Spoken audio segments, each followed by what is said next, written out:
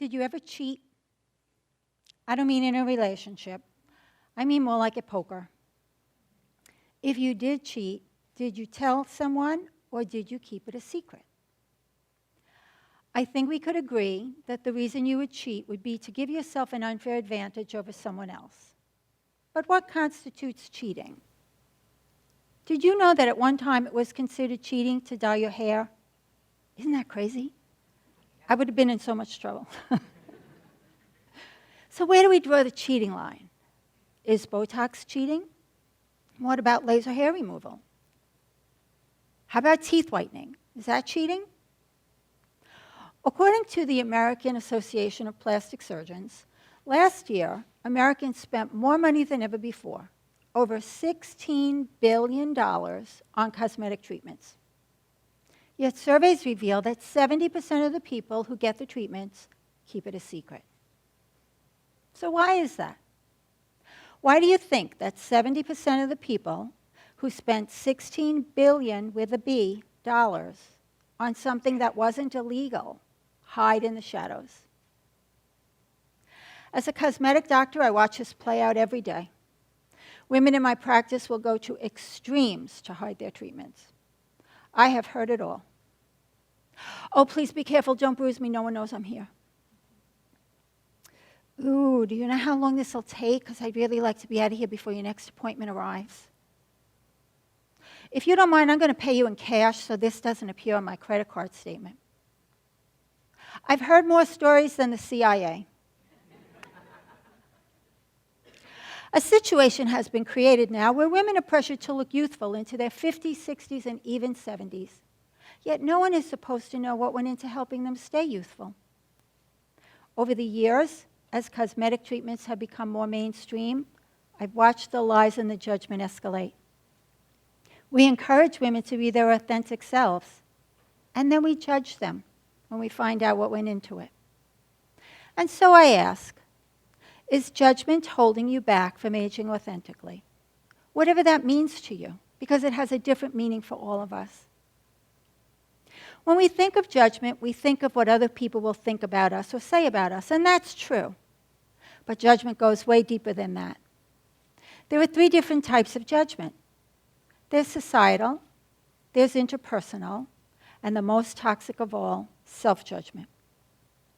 So let's talk for a minute about societal judgment. Women are marginalized when they look their age, but when they get a little work done, they're judged. They're judged for being superficial and for wasting money. Because beauty comes from within. Everyone knows that. Just ask Hollywood. Actresses, women whose livelihoods depend on the way they look, will go to extremes to hide from you how they came to look like that.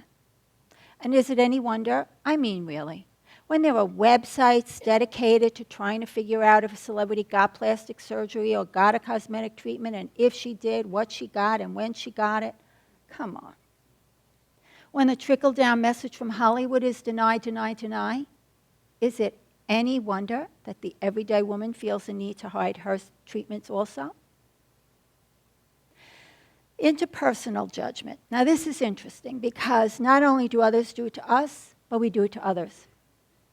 Oftentimes those closest to us will say things like, "You are so beautiful just the way you are," or, "What are you talking about? You don't need that."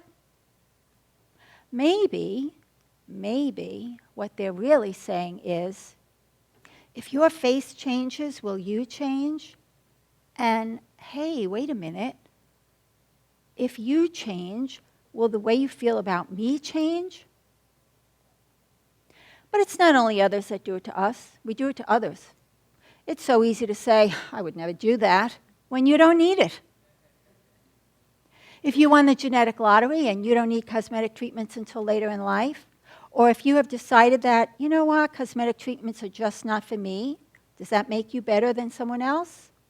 I don't think so. That's the same line of thinking that would have you believe, "Oh, I just woke up like this."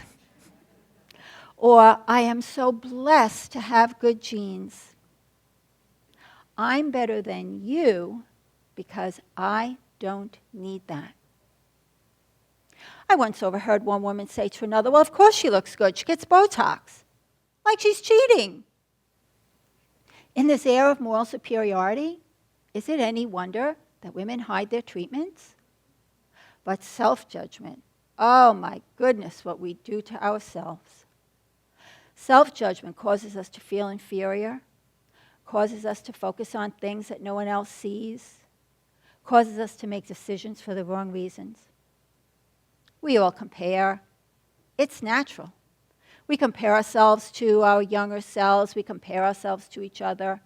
Let me just say, comparing yourself to your younger self, that is a no-win situation. No good is going to come out of that. Because your 50-year-old self is never going to look like your 30-year-old self, no matter how many cosmetic treatments you get. But when you compare yourself to someone who only gives you half a story, that is not nice. I don't get it. Look at her. She's so beautiful. She always looks so refreshed. She's older than I am. I don't understand it. What am I doing wrong? Those secrets are designed to make you feel inferior, which only perpetuates the cycle of self-judgment. A Facebook friend of mine turned 40 recently.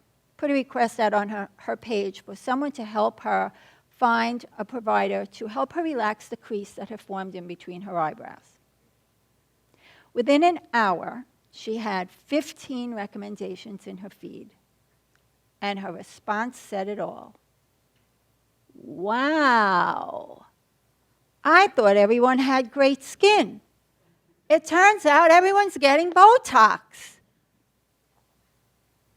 So why do we teach women that staying young and beautiful is important, and then shame them when they take steps to do that?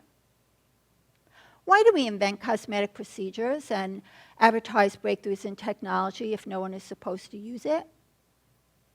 Why do we elevate the term aging gracefully, as if in this area of your life you shouldn't have to ask for help? It's not easy to navigate a changing face. It's hard at 40, and it's hard at 70. It's even harder when you're navigating judgment.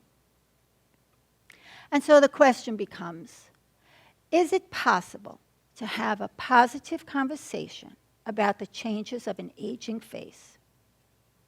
Is it possible to free yourself of judgment, imposed or implied, to make your own beautiful decision? Is it possible to age authentically? And I say yes.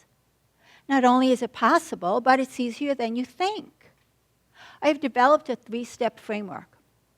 And you don't even need to use all 3 steps, because any step alone or any 2 in combination can change your thinking. And that's what we're here to do, change your thinking.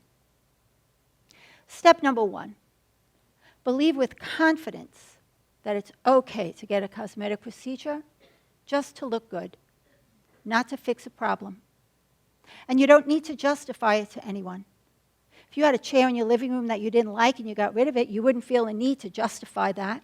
You would say to your family and your friends, I got rid of that thing because I hated it. You can get rid of a wrinkle on your face for the very same reason. Step number 2, understand that cosmetic treatments treat more than aging. They treat self-esteem. Because when a treatment is done correctly, helping you look like a more relaxed, less tired version of yourself, the reaction from your family and friends and the reflection in the mirror can give you back the confidence that nature took away. Step number 3, dispel the myth that you will never age. We look at ourselves. Right now, you can't imagine that your beautiful round face will sag or that your smooth hands will wrinkle. One day it will happen. And when it happens, I hope that you can embrace it, if for no other reason than realizing that it's better than the alternative.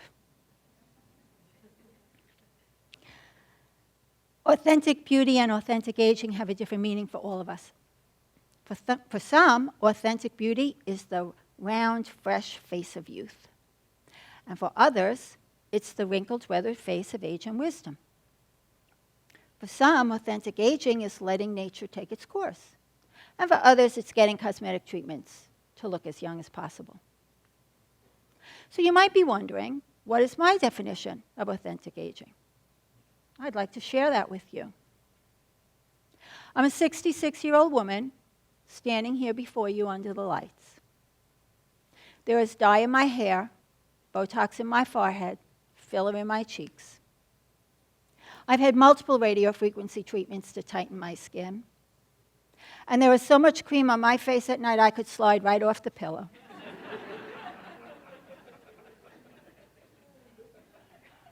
Am I aging authentically? You bet I am.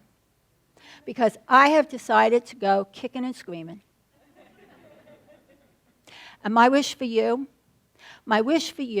is that however you define authentic aging, that you walk that path in the freedom and joy of knowing that you have made the right decision and that you are beautiful. Thank you very much.